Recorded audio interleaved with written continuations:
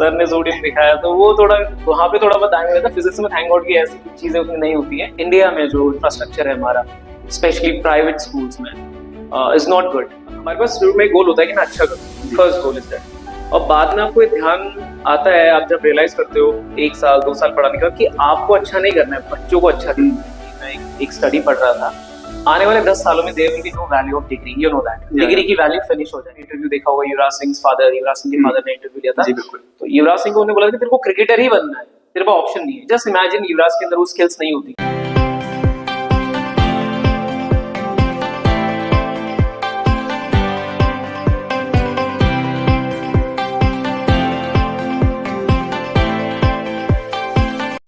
अगर हम विज्ञान की बात करें तो विज्ञान के संबंध में अलग अलग लोगों के अलग अलग विचार हो सकते हैं। कुछ लोग कहेंगे कि जो सत्य है वो विज्ञान है, कुछ लोग कहेंगे कि किसी भी चीज के होने और क्यों होने के बीच का जो संबंध है वो विज्ञान है, और कुछ कहेंगे कि हमारे आसपास जितनी भी चीजें हो रही हैं उसके पीछे का जो कारण है वो विज्ञान है। तो विज्ञान की कुछ इसी तरीके की बातों को करने के लिए आज हमारे संवाद के पहले एपिसोड में हमारे गेस्ट हैं मिस्टर नितेश रुमाल जी। नितेश सर से हम बात करेंगे कि किस प्रकार से हम अपने आसपास विज्ञान को देख सकते हैं। नितेश जी जो हैं वो पेशे से एक अध्यापक हैं और ब्रिज इंटरनेशनल स्कूल के मैनेजिंग डायरेक्टर हैं। तो सबसे पहले सर आपसे हम आपकी एजुकेशनल जर्नी के बारे में पूछना चाहेंगे कि आपकी एजुकेशनल जर्नी कैसी रही। सबसे पहले तो मैं धन्यवाद देना चाहूंगा विनय को मेरा इतना अच्छा इंट्रोडक्शन करने के लिए। जर्नी स्कूलिंग मैंने खटीमा से ही करी है, अपने लोकल टाउन जहाँ पे भी मैं हूँ। शिक्षा भारती से मैंने 10+2 किया, और उसके बाद फर्दर एजुकेशन मैंने बीएससी किया, देन बीएड, देन एमएससी, मैंने मास्टर्स किया। और ये मेरी फिलहाल पढ़ाई का ये मेरा ब्यौरा है। बाकी एग्जाम्स की प्रिपरेशन भी मैंने की है अपने टाइम पे। तो दिस इज माय एजुकेशन, ये मेरा एजुकेशन है। नितेश जी, आज के समय पे देखा जाता है टीचिंग को एक बहुत पिछड़ा हुआ पेशा देखा जा रहा है। जैसे कई लोग पहले ये करते हैं कि अलग अलग कॉम्पिटिशन की तैयारी करते हैं और लास्ट में अगर कुछ नहीं किया तो लास्ट में टीचर बन जाएंगे। तो आपका टीचर बनने का सफर कैसा था? आप टीचर बनना चाहते थे या आप भी एक एक्सीडेंटल टीचर थे? एक्सीडेंटल तो नहीं कहेंगे। मेरी mummy, my mother is a teacher actually, now she is retired, she is a government teacher. When I was in college, जब मैं कॉलेज कर रहा था उस टाइम पे मैं घर पे ट्यूशंस लेता था बच्चों के, प्राइवेट ट्यूशंस घर पे। तो बच्चे आया करते थे।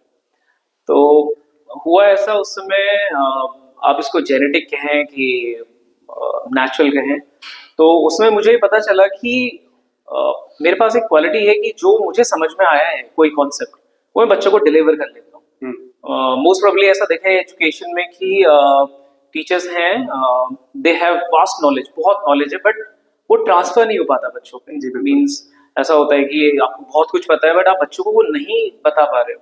लेकिन कुछ टीचर्स ऐसे होते हैं, जैसे मैं हूँ, कि बहुत ज्यादा नॉलेज नहीं बट जितना है दैट कैन बी ट्रांसफर, वो ट्रांसफर कर पाया। तो उस समय मुझे रियलाइज हुआ कि हाँ, मैं ट्रांसफर कर ले रहा हूँ बहुत अच्छे से बच्चों पे।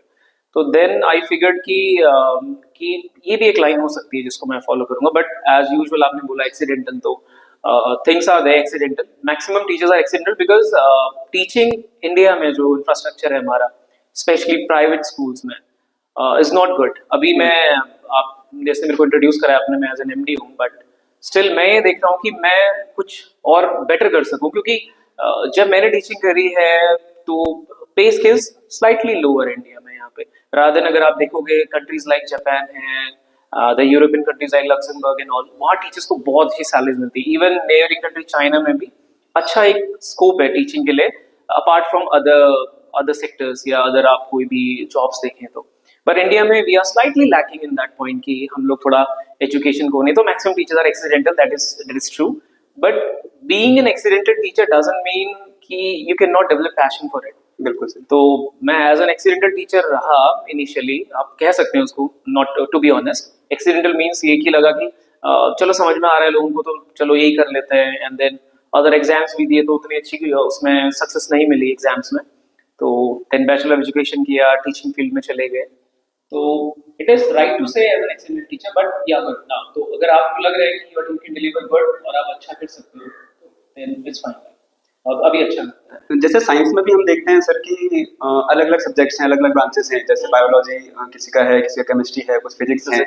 आप एज ए फिजिक्स टीचर सर्व कर रहे हैं, तो आपने फिजिक्स को ही अपना सब्जेक्ट क्यों चुना? केमिस्ट्री क्यों नहीं, बायो क्यों नहीं? ऑनेस्टली अगर मैं बोलूँ तो फिजिक्स इज कूल। हाँ देखिए, सच बोलना जरूरी है, physics was is a very cool subject. अब मैं ऐसा नहीं बोल रहा हूँ कि bio and like chemistry are not that good. मेरा फेवरेट सब्जेक्ट बायो हुआ करता था when I was in school. Bio was the favourite subject, biology. और मैंने बहुत अच्छे से बायो पढ़ी। इवन आफ्टर 10 हमारे यहाँ स्ट्रीम, आपको पता है स्ट्रीम डिवीजन होता है हमारे यहाँ सीबीएसई में, इंडियन बोर्ड्स में। तो 10 के बाद you don't have, either you choose bio, either you choose maths, और either you can choose both, है ना। तो मैंने मैथ्स ले लिया क्योंकि मेरे मैक्सिमम फ्रेंड्स ने मैथ्स लिया, तो भाई दोस्ती तो करनी है, तो मैंने मैथ्स लिया। बट बायो का मेरा इंटरेस्ट था, मैं फिर भी बायो पढ़ता था, that was like that. Then after that जब मैंने 12th किया, ग्रेजुएशन करा, फिर मैंने स्कूल्स में देखा कि टीचिंग हो रही है, तो आई फाउंड कि physics is very convincing in one way. Like physics teachers are like because physics is natural, like अगर आप उसका डेफिनेशन ही देखो वही है कि study of nature and natural phenomena. तो आपके आसपास जो भी हो रहा है, इवन अगर हम बोले हमारी बॉडी है, इसमें मसल्स हैं, वेन्स हैं, but still your body is using electricity, आपकी बॉडी में इलेक्ट्रिसिटी काम कर रही है, and your body is working on different physical phenomena जो फिजिक्स गाइड करती है। इवन अगर मैं आपसे बोल रहा हूँ तो वोकल कॉर्ड्स मेरे एक्टिव है, हम बोल रहे हैं, हम साउंड पढ़ते हैं, दैट इज फिजिक्स। तो ये काफी इंटरेस्टिंग और थ्रिलिंग है एज अ फिजिक्स टीचर, और मुझे काफी अच्छा लगा एज अ स्विच कर रहे में MSc physics rather than other subject. So that is why I choose as a physics. Physics के बारे में एक लाइन कही भी जाती है कि अगर आपको फिजिक्स समझ में नहीं आ रही है, अगर आपको इंटरेस्टिंग नहीं लग रहा है, तो हो सकता है कि आप गलत टीचर से पढ़ रहे हैं, क्योंकि फिजिक्स कभी बोरिंग नहीं हो सकती है। तो इसी चीज को देखते हुए सर ये भी देखा जाता है, जब हम क्लासरूम में एज ए टीचर जाते हैं तो अलग अलग किस्म के बच्चे क्लास में बैठे हैं। कुछ ऐसे हैं जिन्हें चीजें बहुत जल्दी समझ में आ जा रही है, और कुछ ऐसे हैं जिनको चीजें समझने में थोड़ा समय लगता है, जिसे हम फास्ट लर्नर या स्लो लर्नर भी कह सकते हैं। True. तो आप अपनी क्लास के दौरान इस कंडीशन से कैसे डील करते हैं कि आपकी जो बातें हैं वो फास्ट लर्नर को भी समझ में आ जाए, और बतौर उस समय पर स्लो लर्नर का भी ध्यान रखा जाए? Correct. Now I tell you, initial stage में जब मैं पढ़ा रहा था स्टार्टिंग में, तो आई वाज हैविंग, हमारे पास शुरू में एक गोल होता है कि मैं अच्छा करूं, फर्स्ट गोल इज दैट। और बाद में आपको ये ध्यान आता है, आप जब रियलाइज करते हो 1 साल 2 साल पढ़ाने के बाद कि आपको अच्छा नहीं करना है, बच्चों को अच्छा करना है। So it's a very valid point, क्योंकि हर क्लास में अलग अलग स्ट्रक्चर का बच्चा है। कुछ बच्चे हैं जो बचपन से उनके बेसिक्स अच्छे हैं, तो उनको जल्दी समझ में आएगा। कुछ बच्चे ऐसे हैं जिनके बचपन से बेसिक्स उतने स्ट्रांग नहीं है, maybe lack of interest हो सकता है, या मे बी किसी टीचर में उसको इंटरेस्ट नहीं आया या समझ में नहीं आया, तो कुछ बच्चों का इंटरेस्ट डाउन हो जाता है। तो एक क्लास में सबको कैरी करने का बेस्ट जो मेथड मुझे ये लगा कि आप बेसिक पढ़ाइए, बिल्कुल बेसिक टू बेसिक। इवन अगर आपको कोई बच्चा आके बोलता है कि सर मेरे को तो समझ में आ गया, फिर भी आप ये दोबारा क्यों बता रहे हो, तो उस बच्चे को यही बोलना बेटर रहता है कि बेटा, not everyone is not like you. हो सकता है किसी के कॉन्सेप्ट्स पहले वीक रहे हो, तो उनको रिवाइज करना। तो इट्स लाइक दैट कि कुछ बच्चे जो स्लो लर्नर्स हैं, कुछ बच्चे गिफ्टेड है, तो उन सबको कैरी करने का एक सबसे सिंपल तरीका यही है कि बेसिक तरीके से पढ़ाना है। और जब आप वर्कशीट्स दे रहे हो, बच्चों को क्वेश्चंस करा रहे हो, then you can give different homeworks.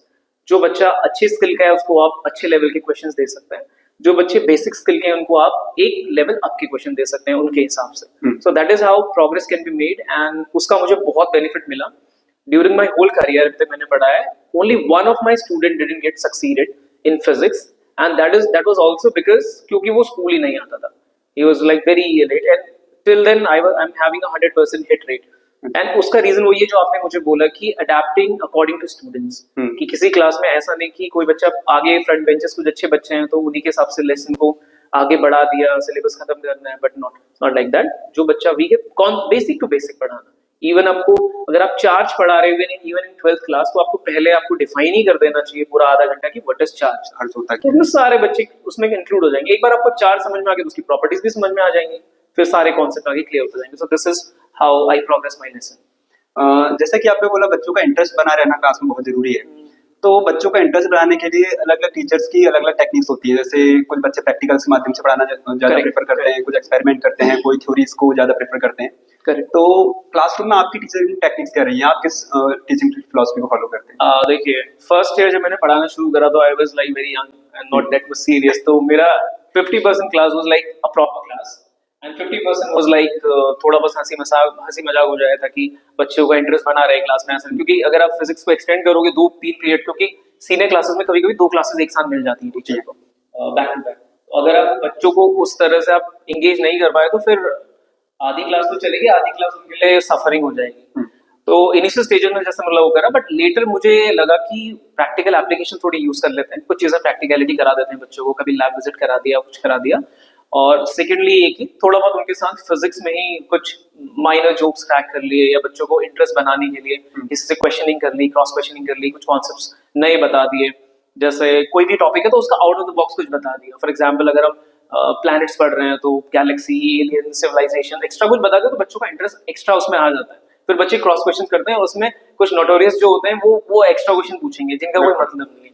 तो लेकिन उससे कि क्लास इंगेज रहती है। और मुझे याद है कि मैंने जो मेरा फर्स्ट स्कूल था जहाँ मैंने पढ़ाया, वहां मैंने एक स्ट्रेच में एक दिन लगातार 5 क्लासेस ली एक स्ट्रेच में, and it was not that boring, क्योंकि बोरिंग बनाने से तो बन ही जाती, बट ये कि समझाया भी, हंसी मजाक किया, समझाया भी, तो वो कब 5 क्लासेस निकल गई बच्चों को ही पता नहीं चला। और इवन लाइक मेरे को गालियां भी नहीं पड़ी लास्ट में, अरे 5 मिनट बैठा दिया आज, तो बच्चे खुश होते थे। That was it now. But जैसे जैसे आप प्रोग्रेस करते हो तो आपको समझ में आता है कि ये चीजों को मिक्स करना बहुत जरूरी है। जैसे आपने बोला कुछ प्रैक्टिकल कुछ करा दिया, किस दिन कुछ चीज उनको इंस्ट्रूमेंट दिखा दिया, आप लैब से कुछ नया इंस्ट्रूमेंट लेके आते हो। केमिस्ट्री का इंसिडेंट मुझे याद है, एक बार बच्चे सोडियम लेके आ गए, सर ने सोडियम दिखाया, तो वो थोड़ा वहां पे थोड़ा बहुत टाइम लगता है। फिजिक्स में थैंक गॉड की ऐसी कुछ चीजें उतनी नहीं होती हैं, हालांकि है रेजिस्टर्स वगैरह होते हैं, बच्चे कुछ ना कुछ करते रहते हैं, बट ये कि हाँ इन चीजों से फर्क पड़ता है। उसका पॉजिटिव साइड बहुत अच्छा है, नेगेटिव भी है, बट फिजिक्स में उतना नहीं है, अदर सब्जेक्ट्स में थोड़ा है। तो that is how it can be approached. तो क्लास को इंटरेस्टिंग बनाने के चक्कर में अगर हम बात करें सब, तो ये जो पहला समय था जब गुरुकुल हुआ करते थे, गुरु लोग क्या करते थे कि बच्चों को कोई भी चीज समझानी है तो उसी फील्ड में, उसी बैकग्राउंड में ले जाके उन्हें समझाया करते थे। मान लीजिए आपको तीरंदाजी करनी है तो आप उनको कहीं ग्राउंड में ले जाएंगे और की चिड़िया दिखा के कहेंगे कि इस पर निशान लगाइए। Correct correct. फिर थोड़ा समय बदला और थ्योरीज के ऊपर ज्यादा फोकस करने लगे, और अब जो डिजिटल टाइम है, इस डिजिटल टाइम में आप देख रहे हैं कि बच्चे ऑनलाइन माध्यम से इतनी सारी चीजें सीख पा रहे हैं जो शायद ऑफलाइन उन्हें उपलब्ध नहीं हो पाती। ट्रू। तो आप इस डिजिटल टाइम में बच्चों को कैसे एंगेज करने की कोशिश करते हैं? डिजिटली आजकल देखिए, इवन अगर आप देखो एक छोटा बच्चा, सीनियर बच्चों को तो आप छोड़ ही दीजिए, वो तो सब ऑनलाइन, आजकल ऑनलाइन ही क्लासेस ले रहे हैं मैक्सिमम। कई स्कूल्स में तो ये भी देखने को मिला है ड्यूरिंग फाइनल टाइम, जैसे जैन फेब मार्च जो टाइम आता है बोर्ड एग्जाम से जस्ट 2-3 महीने पहले का टाइम, तो मैक्सिमम बच्चे स्कूल ही नहीं आते। बिल्कुल sir. They study at home, वो ऑनलाइन क्लास से पढ़ लेंगे या सेल्फ पढ़ लेंगे, क्योंकि वो स्कूल आते हैं तो उन्हें लगता है कि कहीं पे टाइम हमारा वेस्ट हो रहा है, क्योंकि कोर सब्जेक्ट्स उनके क्लियर हो गए हैं, तो वो और सब्जेक्ट पे एम्फसाइज नहीं करते, जो कि थोड़ा गलत है। हालांकि लेकिन बच्चों के डिपेंड्स ना, किसी को अगर आईआईटी में जाना ही है तो he will utilize all his time on IIT subjects mainly. अब किसी को आर्ट्स में जाना तो he will use in arts subject, वो डिपेंड करता है इंडिविजुअल चॉइसेस के लिए। तो डिजिटल मीडिया अभी मेन क्या है बच्चों को, फॉर एग्जाम्पल आपको कोई टॉपिक बच्चे को क्लियर कराना है तो उसका एक वीडियो सैंपल आपके पास होना चाहिए। नॉर्मली हम यूज करते थे जब मैं बाहर यूएई पढ़ाता था, अबू धाबी में इंटरनेशनल स्कूल में, तो वहां पे हम कोई भी लेसन रेडी करते थे तो उस लेसन से पहले हम उसका एक पावर पॉइंट बनाते थे डिजिटली, ताकि बच्चों को पिक्चर्स, ऑडियो और वीडियो पहले से अवेलेबल हो बच्चों को, तो बच्चा उसको देखेगा कि चीजें कैसे हो रही, पहले पिक्चर्स में देखेगा। देन फॉर एग्जाम्पल अगर रेडियो एक्टिविटी में पढ़ा रहा हूँ तो कैसे होगा कॉन्सेप्ट, आप उसको वर्बली बताओगे, बोर्ड में बना के बताओगे, it will consume time, it will look slightly boring. लेकिन जैसे आप उसको वीडियो प्रेजेंटेशन में डालोगे, या एक आप लैब से एक एटॉमिक मॉडल लेके आ जाओगे दिखाने के लिए, दिस इज हाउ हैपेंस कि एक चांस में आपका प्रोटॉन्स ब्रेक हो रहा है, फिर न्यूट्रॉन ब्रेक, तो बच्चा क्या करता है उसको ज्यादा कैच करता है कि ओ प्रैक्टिकली कैसे पॉसिबल है। So digital is very important जो आपने बोला, and it can be mainly we use this, and secondly आप physically lab पे ले जाओ, lab में practicals कराओ जितने ज्यादा बच्चों को करा सकते हो with core concepts clear करके उनके। So this is how one can understand physics in a wider perspective, बड़े perspective physics को समझ में आएगा। So this is how it can be done।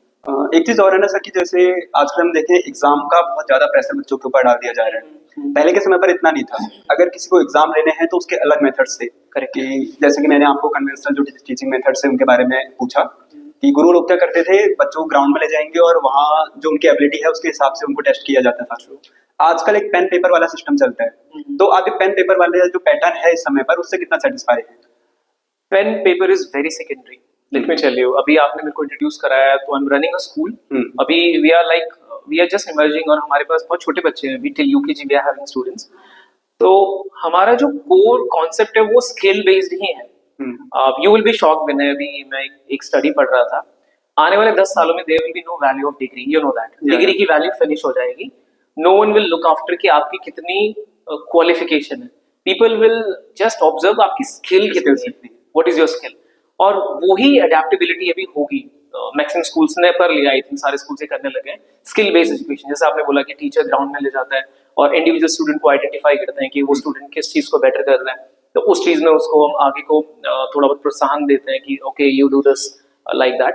Pen paper is like theory is also a very important concept, बहुत ही अच्छा एक point है कि बच्चे को आप इवेल्युएट कैसे करोगे कि उसको कितना समझ में आया, क्योंकि आप ओरल ले सकते हो, कितना ओरल लोगे आप क्लास में एक बच्चे का, आपके पास 60 स्टूडेंट्स हैं या 40 स्टूडेंट्स हैं क्लास में, 30 स्टूडेंट्स हैं, तो ओरल कितना ज्यादा उनको कर पाओगे। बट जब हमको लिखाओगे तो आप थियोरेटिकली उनको एक चीज उनसे एक आप वो ले लोगे, क्या कहते हैं उसको, एक प्रूफ ले लोगे थियोरेटिकली कि how much he has learn. Okay, this is the first thing. Secondly ये कि हाँ, प्रैक्टिकली समझाना इज वेरी इंपॉर्टेंट। सब चीज थ्योरी में करोगे तो देयर विल बी नथिंग। आप केवल एक ऐसे बच्चे रेडी कर रहे हैं जो केवल लिखना जानते हैं, उनको प्रैक्टिकल एप्लीकेशंस और उसका यूटिलाइजेशन, हाँ, उसका नहीं पता है उनको। So that is how, so you are very correct कि rather than writing, it should be more practical based education. In every class, every section, everywhere, it should be practical based. हाँ, वही है सर कि जैसे पढ़ाना शायद उतना कारगर नहीं होगा जितना हम उसे विजुलाइज कराने में बच्चों की हेल्प कर सकते हैं। True. फिर दूसरी चीज ये भी देखते हैं कि सर जो एग्जाम का आजकल जो कंपटीशन का जमाना चल गया है, ये बच्चों के लिए बहुत ज्यादा स्ट्रेसफुल है। एक समाज के हम देखें, उन्होंने अपने मानक खड़े कर दिए हैं, टीचरों की अलग उनसे एक्सपेक्टेशंस लगी हैं, समाज की अलग है, घर वालों की अलग है, और उन सबको पूरा करने के चक्कर में बच्चा इतना स्ट्रेस में चले जा रहा है। आपने देखा होगा कहीं कोटा वगैरह में बच्चे इवन सुसाइड भी कर रहे हैं बहुत ज्यादा। तो इस स्ट्रेस को जो बच्चों के अंदर आ रहा है, जिसके कारण वो सुसाइड भी कमिट कर रहे हैं, तो ऐसे कैसे कम किया जा सकता है, मतलब इस कंडीशन को कैसे फेस किया जा सकता है? इट्स अबाउट, ये सब चाइल्डहुड कहेंगे प्रोग्रामिंग का नतीजा है बेसिकली। बचपन से आप बच्चे को बताते हो, आप ब्राइट हो, आप बहुत अच्छे हो, आप इसमें अच्छा करोगे मीन्स 50% से ज्यादा स्टूडेंट इंडिया में ऐसे हैं जिनको चॉइस ही नहीं मिली है। They have only one choice, ये करना है आपको, you have to do this, you have to do this. Even आपने इंटरव्यू देखा होगा, युवराज सिंह के फादर ने इंटरव्यू लिया था, तो युवराज सिंह को उन्होंने बोला कि तेरे को क्रिकेटर ही बनना है, तेरे पास ऑप्शन नहीं है। जस्ट इमेजिन युवराज के अंदर वो स्किल्स नहीं होती, he would and up depressed ना, वो एंड अप, बट उसने उतनी मेहनत करी, उसको जबरदस्ती कराई गई, चलो it's good like, but not every child is like that ना। हर कोई युवराज सिंह तो नहीं हो सकता, हर किसी का अपना अपना पैशन है, उस चीज में इंटरेस्ट है। तो बचपन से ही अगर बच्चे के अंदर ये काम किया जाए कि what you want to do, वो किस चीज में अच्छा है, बचपन से एवरेज, वो कहते हैं ना पूत के पांव पालने में, तो हर बच्चा बचपन से एक ट्रेंड दिखाता है। जैसे इवन मैं देखता हूँ अभी हमारे लोकल में से आप ही लोग हो, आप लोग from your childhood you are like very, तो आप साइंस की तरफ आपका इंक्लिनेशन बहुत ज्यादा है and you are doing very good in that, like I appreciate that, आप लोग जो भी कर रहे हो सोसाइटी के लिए। तो वो बचपन से दिख गया, उसमें बोलने की जरूरत नहीं कि विनय विल डू दिस, विनय पता है कि विनय को साइंस में कुछ करना है अच्छा। तो वैसे अगर बच्चों के बचपन से ट्रेंड्स पता चलेंगे तो इट वोंट बी स्ट्रेसफुल, फिर उनको खेल लगेगा, मजा आएगा वो चीज करने में। लेकिन मैक्सिमम बच्चे क्या है, वो पेरेंट्स के एक्सपेक्टेशन है, सोसाइटी की एक्सपेक्टेशन है, उनकी वजह से दे आर सफरिंग। उनको लगता है कि नहीं मैंने नहीं कर पाया तो क्या होगा, लोग क्या बोलेंगे। सो रादर उसको मैनेज करने का एक ही तरीका है, पेरेंट्स को थोड़ा सा सेंसिबल होना पड़ेगा, इवन टीचर्स को भी, क्योंकि टीचर है एक्चुअली डॉक्टर्स। जैसे टीचर बच्चों के डॉक्टर है, उनको पता चल रहा है कि इस बच्चे में क्या एबिलिटी क्या करना, तो पेरेंट्स को कन्विंस करना पहला काम टीचर का है। Your child is, I don't think ये इसमें फिट होगा जिसमें आप चाह रहे हो, आप इसको इसमें ले जाइए। तो ऐसे में इवन मेरा खुद का एग्जांपल है, वन ऑफ माय रिलेटिव, वो she was a very bright student, बहुत अच्छी थी, even she scored 90% all, but उसके फादर चाहते थे she has to be a doctor, और उसको खूब ट्राई कराया and she want to become a fashion designer. थोड़ा ऑड लगता था उस टाइम के हिसाब से, 5 साल के साथ, but now you know that fashion designer से अर्निंग बहुत अच्छा अर्न करते है ना। तो उस समय उसको बोला गया था कि no you have to be doctor, उसको बोल के 3 बार एंट्रेंस कराया, नहीं हुआ, 4 बार, लास्ट में she end up as a dentist, which is not good, not bad, like dentist is also very good doctor, but जो उसके फादर उसको एक्सपेक्ट कर रहे थे, शी डिडंट डिलीवर दैट, और वो इसलिए क्योंकि बच्चा वो नहीं करना चाहता था। रादर देन अगर उसको बोला जाता है कि आपको जो करना है करो, she would have been a very good fashion designer, क्योंकि वो बचपन से ही बहुत अच्छी ड्राइंग्स बनाने लग गई थी चीज रिलेटेड।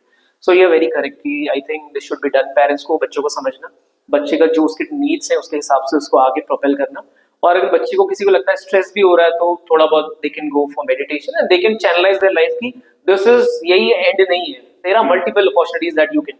इवन अगर मैं अपना बताऊं, आई वाज लाइक, मैंने कितने एग्जाम्स दिए, गवर्नमेंट एग्जाम्स दिए, मेरा नहीं हुआ कहीं पे। So it not like that कि माय लाइफ एंडेड देयर, वहां नहीं, फिर वहां से आपको रिबिल्ड करना होता है खुद को।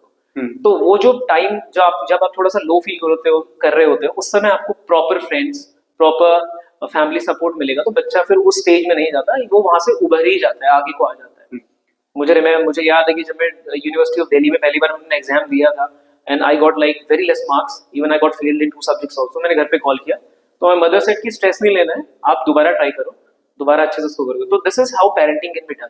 मैक्सिमम पेरेंट्स क्या, they started scolding their child, बच्चों को डांटना, तुमने नहीं करा, हमारा नाम खराब कर दिया, क्या नाम करा, मतलब मुझे समझ में नहीं आता। तो पेरेंट्स को थोड़ा सा यहाँ पे समझना पड़ेगा, तो बच्चे को बचपन से वैसी प्रोग्रामिंग उसकी करनी है ताकि वो स्ट्रेस ले ही ना। वो वाली चीजें ना कि सर जैसे घर वालों ने पहले से एक ढांचा बना दिया है और फिर वो बच्चे को उसी ढांचे में ढालने की कोशिश कर रहे हैं। ये नहीं कि बच्चे को अपना ढांचा खुद बनाने दें। True. और फिर इसमें ये भी है सर, जैसे टीचर्स का बड़ा बहुत महत्वपूर्ण रोल रहता है। जैसे मेरे को चाणक्य की एक बात याद आती है कि वो कहते हैं कि किसी भी बच्चे का जो सृजन है और जो विनाश है वो दोनों टीचर के गोद में पलते हैं। True. तो टीचर जो है वो बहुत अच्छा रोल प्ले कर सकता है इस चीज में। True.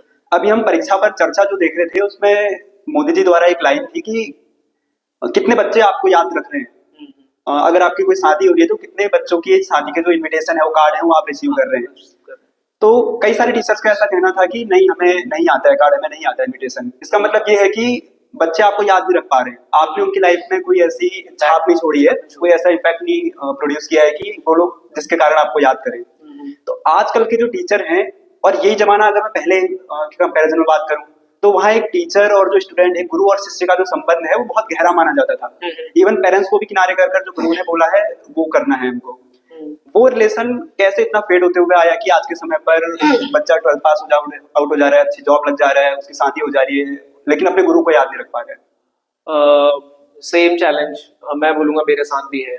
मतलब आप मान लो कि अगर मैंने 100 बच्चों को पढ़ाया है तो ओनली आई थिंक 20 to 30 दे देखो याद तो मैक्सिमम बच्चे रखते हैं कि ये टीचर ने पढ़ाया हुआ है, कुछ पॉजिटिव वे में रखेंगे, कुछ नेगेटिव में याद रखेंगे, बट वही लास्ट में ये आई थिंक स्कूल के बाद में जो मिसकम्युनिकेशन है, मीन्स टीचर्स जैसे पढ़ा दिया 12th हो गया उसके बाद छुट्टी वाला हिसाब है। So this plays a very important role. आपको बच्चे को बाइंड करके रखना है बाद में। कैसे बाइंड करना है?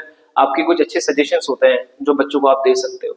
पास्ट में ऐसा था कि बहुत ही हाई डिसिप्लिन कैटेगरी थी उस समय लोगों की, वेरी डिसिप्लिन, और सबको अपना रोल पता, स्टूडेंट को पता था मेरा रोल एज अ स्टूडेंट ही है।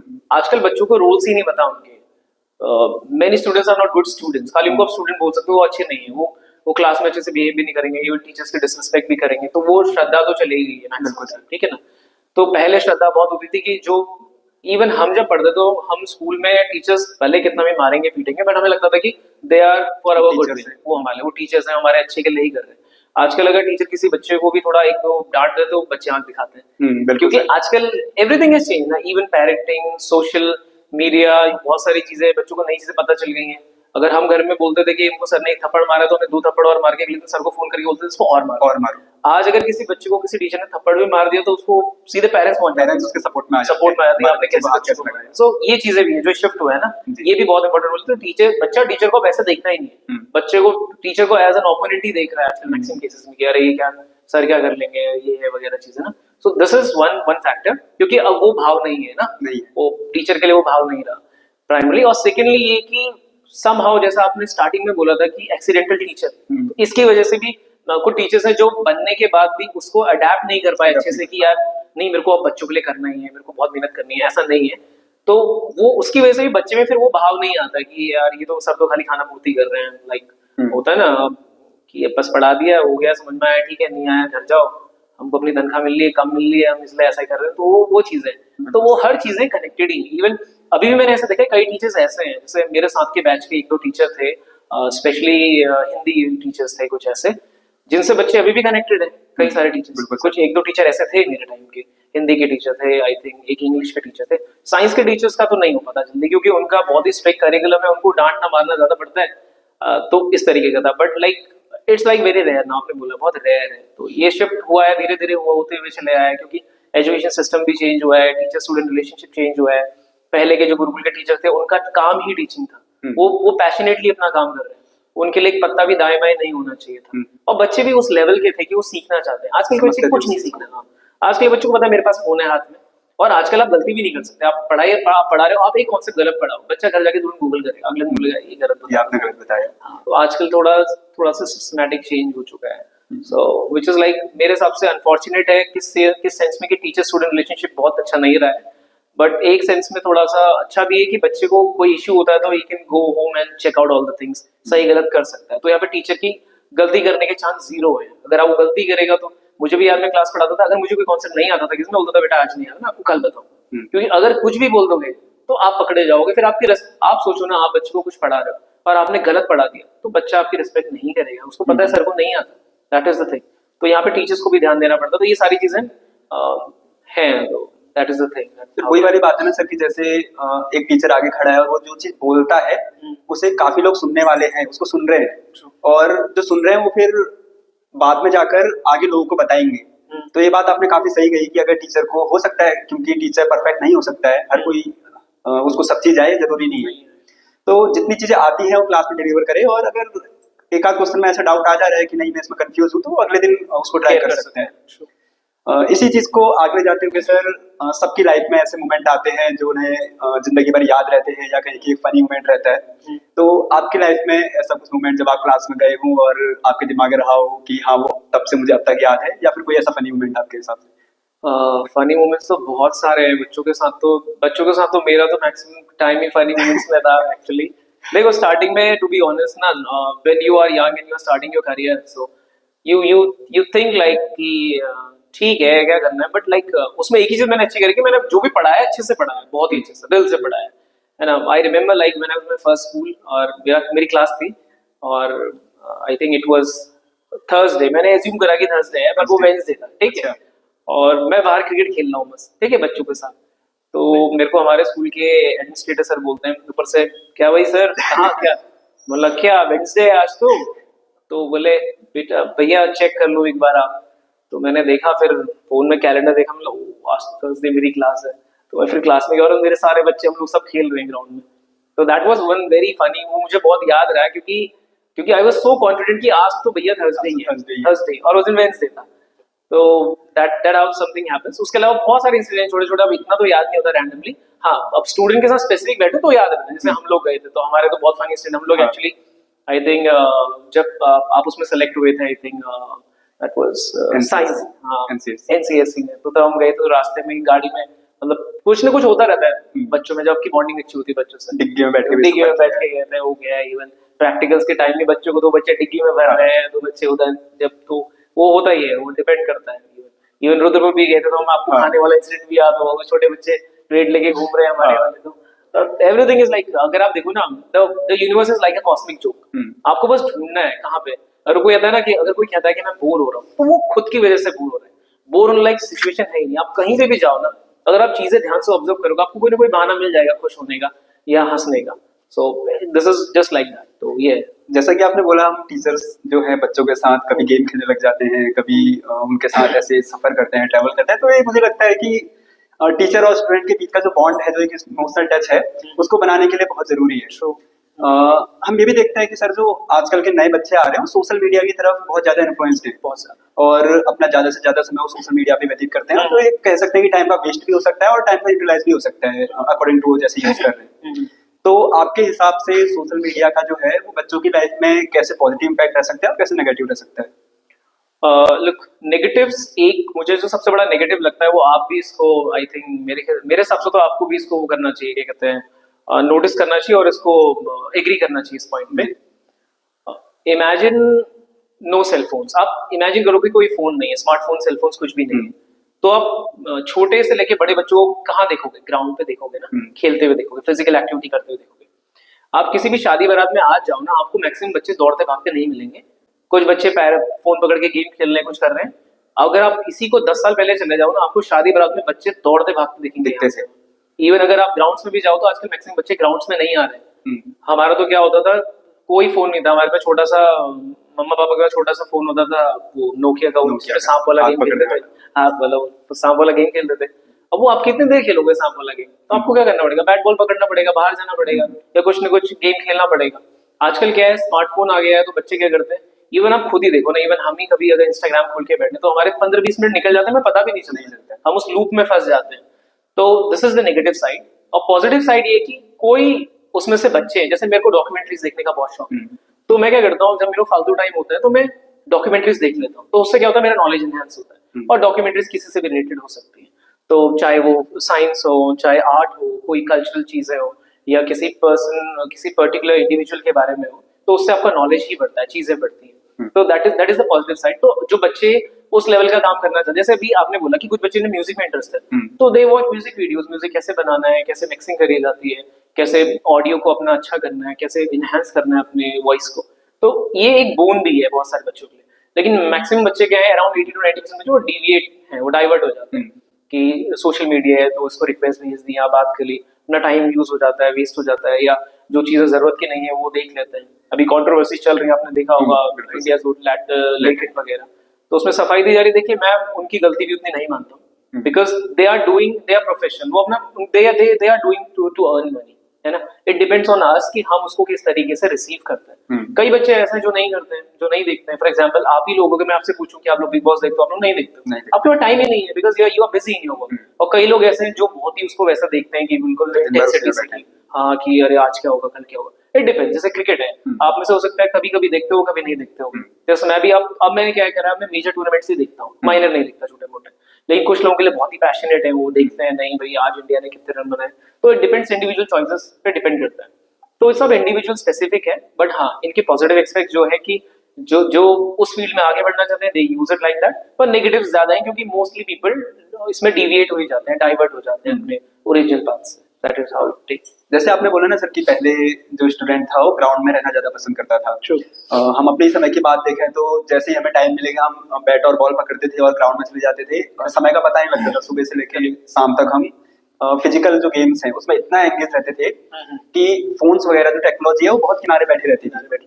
लेकिन आज के समय में बच्चे को इतना समय नहीं है कि वो बैट बॉल लेकर ग्राउंड में जाए। उसको स्कूल से होमवर्क वगैरह मिल रहा है, क्लासेस चल रही है, एक्स्ट्रा क्लासेस चल रही है, फिर पेरेंट्स अलग से ट्यूशंस लगा रहे हैं। तो इन सब के बीच में आप जो बच्चे की मेंटल हेल्थ है उसको कैसे अफेक्ट होते हुए देखते हैं? क्योंकि हमारे समय पर था कि हमने क्रिकेट खेल लिया है या जितना भी स्ट्रेस हमारे दिमाग में वो खेल से निकल जाता था, गेम से निकल जाता था, और फिर से दोबारा जो माइंड है वो रिफ्रेश हो जाता था और फिर हम अपनी पढ़ाई अच्छे से कर सकते थे। लेकिन आजकल बच्चा सुबह से लेकर शाम तक पढ़ाई में एंगेज है। वो सुबह स्कूल जा रहा है, उसके बाद उसकी एक्स्ट्रा क्लासेस चल रही हैं, और उसके बाद हम देखें पेरेंट्स ने ट्यूशन लगा रखा है, घर आता है तो रात को फिर पेरेंट्स कहते हैं कि पढ़ाई करो पढ़ाई करो। जो तो दिन भर का ये पढ़ाई का शेड्यूल है उसमें उसको गेम खेलने के लिए टाइम नहीं मिल पा रहा है। तो जो ये गेम है वो बच्चे की मेंटल हेल्थ में कितना अफेक्ट डालता है, और जो आजकल बच्चों को स्ट्रेस फील हो रहा है, क्या वो रिलीफ करने के लिए गेम एक बेटर पार्ट बन सकता है? Game is only the way, कह सकते हैं वही एक तरीका है जो आपका मेंटली आपको स्ट्रॉन्ग, कहते हैं ना healthy body have an healthy mind, या बोलते हैं कि हेल्दी माइंड रिजाइड्स इन हेल्दी बॉडी। तो फर्स्ट ऑफ ऑल ये सब जो सारा गेमिंग, जो भी चीज आप फिजिकल वर्क करते हो इज वेरी इफेक्टिव। आपने देखा होगा ये नॉर्मली वो यूज करता है लोकल कि फ्रस्ट्रेटेड हो तो जिम कर लो, आपने सुना जिम कर लो, है ना। तो दिस इज नॉट मिथ, ये कोई गलत नहीं है। जिम एक्चुअली जब आप कोई फिजिकल एक्सरसाइज करते हो तो आपकी बॉडी क्या करती है, रिस्पॉन्ड करती है उसको कि यू हैव डन समथिंग, आज कुछ किया है, आज कुछ, तो उससे आपको मोटिवेशन मिलता है ब्रेन में, और इन चीजों से आपके ब्रेन में गुड हार्मोन्स भी बनते हैं जो आपके ब्रेन को स्टिमुलेट करते हैं इन अ पॉजिटिव वे। तो जब बच्चा खेलता है तो वो केवल खेलने के लिए नहीं है कि बॉडी पार्ट्स चल रहे हैं, वहां पे स्ट्रेटेजीज भी लग रही है। फॉर एग्जाम्पल आप क्रिकेट खेल रहे हो तो आपको स्ट्रेटेजी बनानी है, तो आपके पास फालतू सोचने का, डाइवर्ट होने का, डिप्रेस होने का आपका टाइम ही नहीं है। आप तो क्या, अगर आप फोकस है आपका गेम में, मेरे को कैसे मैच जीतना है, मेरे को कैसे बैटिंग करनी है आज, ये कैसी बॉल डालेगा, तो आप पहली बात तो आपका वो चल रहा है मेंटली, वहां पे आपका दिमाग वैसे चल रहा है। सेकेंडली आप खेल रहे हो तो आपकी बॉडी भी वर्क कर रही है, तो आप थके, इमेजिन करो ना आप दिन में आपने 4-5 घंटे क्रिकेट खेला है, अब घर जाके आपको क्या सोचने का टाइम होगा फालतू, आप तो खाना खाओगे और सो जाओगे, तो वहां पे आपके ब्रेन को टाइम ही नहीं मिलेगा।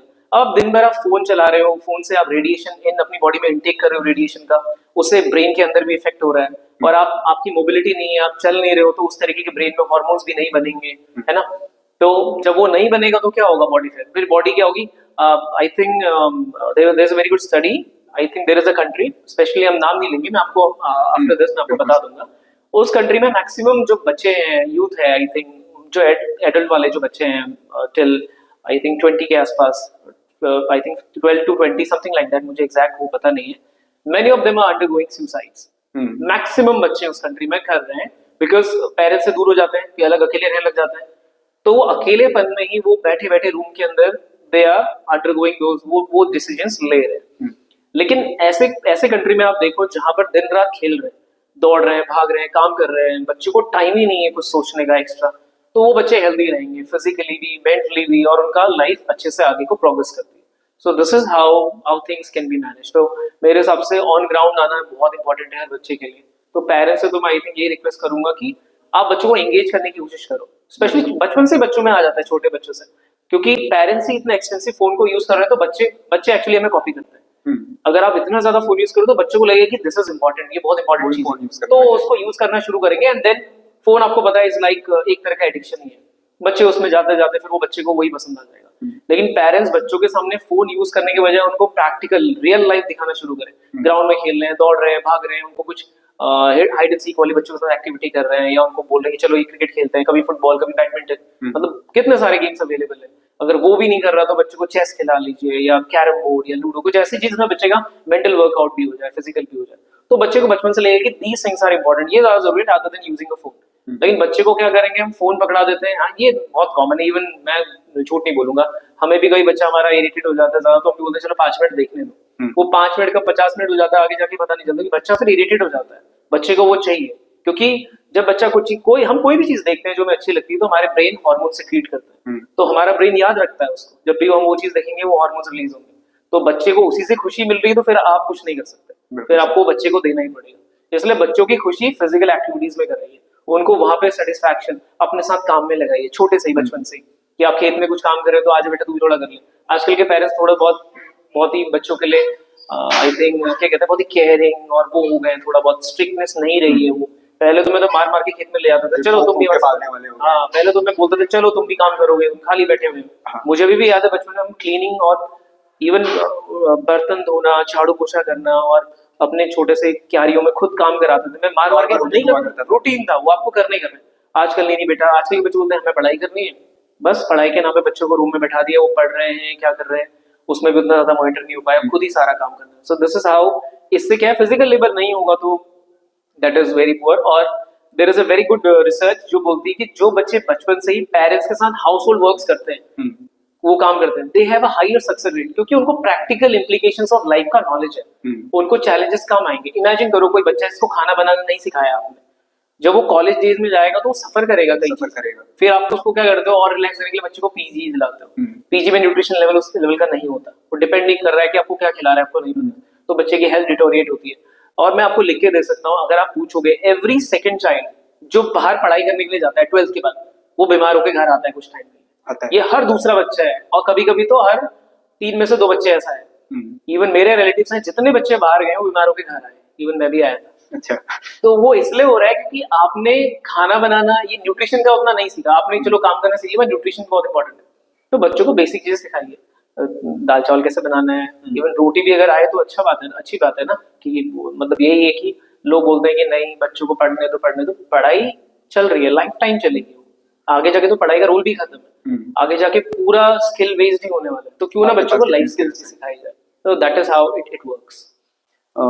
आप एक स्कूल के टीचर हैं और एक स्कूल चला रहे हैं और एमडी हैं, मैनेजिंग डायरेक्टर हैं। उसके बाद आपकी अपनी एक फैमिली भी है, आपकी वाइफ हैं, बच्चे हैं, पेरेंट्स हैं। तो इन चीजों के बीच में आप कैसे बैलेंस करते हैं, कैसे फैमिली को टाइम दे पाते हैं, कैसे स्कूल को मैनेज करते हैं, आपकी पर्सनल लाइफ कैसे चलती है? देखिए, life before marriage is different than life after marriage ना। और बच्चे होने के बाद तो फिर तो यू आर स्ट्रगलिंग, एक्चुअली आप लाइफ में स्ट्रगल कर रहे हो, क्योंकि लिसन, इसका बहुत ही सिंपल सा वो है, क्या कहेंगे इसको आप, बहुत ही सिंपल एक्सप्लेनेशन है कि आपने लाइफ में कभी वो काम किया ही नहीं है ना, आपने कोई बच्चे पाले नहीं है। फॉर एग्जाम्पल ऐसा है कि कोई मेरा एक बड़ा भाई है, उसके छोटे बच्चे हैं और आप उनको देख रहे हो, तो आपको चैलेंजेस कब आएंगे, आपके जब बच्चे होंगे, लेकिन आपके पहले आपके कोई घर में कोई छोटे बच्चे थे नहीं, आपने कभी इनको देखा नहीं, लेकिन तो आपको इश्यूज आएंगे। तो बैलेंस बनाना बहुत ही टफ होता है, सीरियसली इट्स वेरी टफ, क्योंकि आपको बहुत ज्यादा सेक्रीफाइस करना पड़ेगा। जैसे अगर मैं घर में भी बैठ के 1 घंटे फोन चलाऊं ना फ्रीली, तो मेरे घर में झगड़ा हो जाएगा, क्योंकि बच्चों को कौन देखेगा, कैसे होगा, बहुत सारे काम है, और बच्चे आजकल के बहुत तेज हैं, वो आपको कुछ नहीं करने देंगे, कोई काम नहीं करने देंगे। तो बैलेंस बनाना टफ है, but you have to be like, वो गाड़ी चलानी पड़ती है, उस हिसाब से आप उस चीजों को करते हो। बट और उसी में आप देखोगे हमारे जो पेरेंट्स हैं, जो बच्चों के दादा दादी हैं, वो बच्चे बड़े अच्छे से बच्चों को मैन्यूवर कर लेते हैं, बड़े अच्छे से, और वो बड़े काम भी रहते हैं, शांत भी रहते हैं। वो बच्चा कुछ गलती भी करता है, मैं तो ध्यान देता हूँ, अगर मेरे बच्चा कुछ तोड़ फोड़ दे तो मुझे बहुत गुस्सा आता है, मैं बहुत इरिटेट होता हूँ, लेकिन मेरे पेरेंट्स नहीं होते। क्यों? क्योंकि वो स्टेज से निकल चुके हैं, उन्होंने हमें पाला है, तो उन्होंने उस टाइम पे वो चीजें देखी होंगी कैसे हैंडल करना है, तो आज उनके अंदर वो ग्रेविटी है, उनके अंदर वो शालीनता है जो बच्चों को हैंडल करने के लिए चाहिए। हम लोग क्या है, अगर हमारे सामने बच्चा थोड़ा भी कुछ दाएं बाएं जाता है, एक बार 2 बार एक चीज को रिपीट करता है, तो हम इरिटेट हो जाते हैं, बार बार ये क्यों कर रहा है, समझाने के बाद भी। तो बैलेंस बनाना इज लाइक करना पड़ता है चीजों को। जैसे स्कूल टाइम में आप स्कूल कराते हो, क्लासेस लेते हो, देन आफ्टर स्कूल आप देखते हो कि क्या क्या चीजें स्कूल की बची है, प्लानिंग क्या क्या है, वो प्लानिंग करते हैं। देन फिर बच्चों को भी देखना है साथ में, तो मोस्टली मैं अभी वही ट्राई करता हूँ कि बच्चों को मैक्सिमम नॉन डिजिटलाइज कैसे किया जाए, उनको प्रैक्टिकल ग्राउंड में कैसे खेला जाए। तो बच्चों को ग्राउंड पे ले जाना, चलो खेलो, कुछ खेलो, उनके साथ फुटबॉल खेल दिया छोटे छोटे बच्चों के साथ, या उनको स्लाइड्स में बैठा दिया। तो अगर आप बच्चे के साथ रहोगे, अगर आप इंटरेस्टेड रहोगे ना, बच्चा इंटरेस्टेड रहेगा। बच्चे इंटरेस्ट दिखाएगा। जिस समय आपने ऐसा दिखाया नहीं कि मेरे को इंटरेस्ट नहीं आ रहा, उसमें बच्चा भी इंटरेस्ट दिखाना बंद कर देगा, कि बच्चे की क्यूरियोसिटी आप ही से आ रही है। अगर आप दिखाओगे कि अरे तितली पकड़ने में कितना मजा आता है, तो बच्चे को मजा आएगा उसमें। अगर आप दिखाओगे इट्स बोरिंग, तो बच्चे को लगेगा शायद ये बोरिंग, क्योंकि बच्चा चाइल्ड, मोस्टली लोग कहते हैं ना जेनेटिकली बहुत सारी चीजें होती है, जेनेटिकली है बच्चे के अंदर चीजें आती है, लेकिन मैक्सिमम चीजें बच्चे में बिहेवियरल आती है। आपको वो देखता है चीजों को, जैसे आप बैठे हो, आपको कोई सिचुएशन मिली, आप उसको रिस्पॉन्ड करते हो सिचुएशन को। अगर आपका छोटा बच्चा देख रहा है कि आप उस सिचुएशन को कैसे रिस्पॉन्ड कर रहे हो, तो फ्यूचर में वो उस सिचुएशन को वैसे ही रिस्पॉन्ड करेगा। बिल्कुल। So this is how things are working. So balance वो बन जाता है, उसमें उतना कोई इशू नहीं, तो आपको एफर्ट लगाने पड़ते हैं, यू हैव टू, और आपको तो ऑप्शन भी नहीं, आपको लगाने ही पड़ेंगे, क्योंकि तभी आपको सारी चीजें स्मूथली चलेंगी, वरना issue, there will be issues ना। आपकी कोई चीज टाइम पे नहीं होगी तो हर चीज खराब होगी।